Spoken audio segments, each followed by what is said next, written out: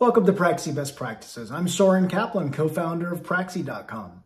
The 5 Whys is a great tool for any project, especially one in which you're focused on process improvement or getting to the root cause of something.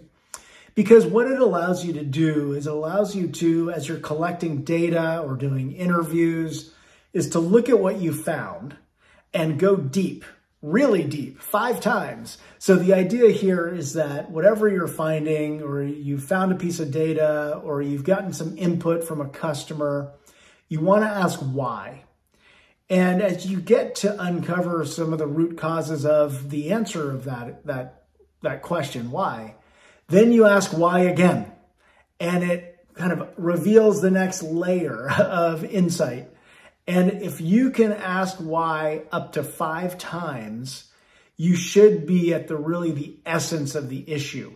Sometimes you don't need to go all the way to the 5th why, but if you have that in your pocket as a tool and a template and a framework, you can make sure that as you're doing interviews, you're collecting data, or you're working with your team, you can use that as a really simple tool to go deep, get new insight, and solve problems perhaps in a way, because you have insight, in a way that is really innovative and takes things to the next level.